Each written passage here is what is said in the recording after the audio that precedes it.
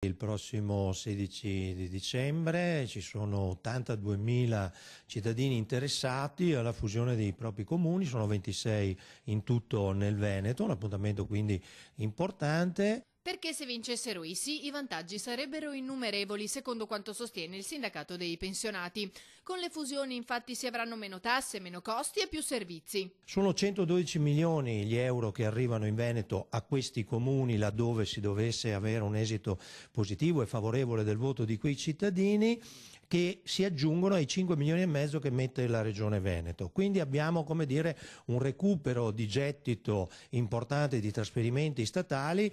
Teniamo conto che negli ultimi anni questi comuni hanno perso 40 milioni, più del 40% dei trasferimenti statali, e quindi recuperano una larga parte che può essere dedicata non solo all'abbassamento delle tariffe, delle imposte, che sappiamo essere sempre più pesanti nel nostro Paese e anche nella nostra regione. Le nuove amministrazioni potranno abbassare non solo il livello dei tributi locali, ma anche delle tariffe dedicate ai servizi sociali erogati ai cittadini.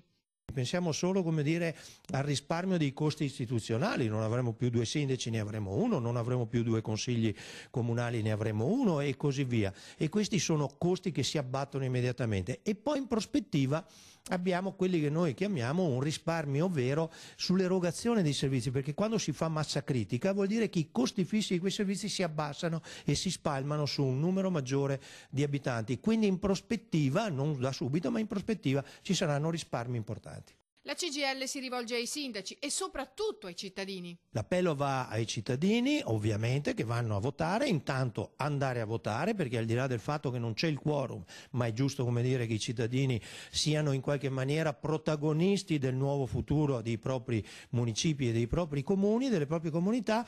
Un appello ai sindaci: noi lo diciamo sempre in questi casi, c'è la possibilità di fare la fusione a comune unico oppure la fusione tenendo le municipalità. Se tenete le municipalità bisogna sapere che i tributi potranno essere differenziati ancora per altri 5 anni.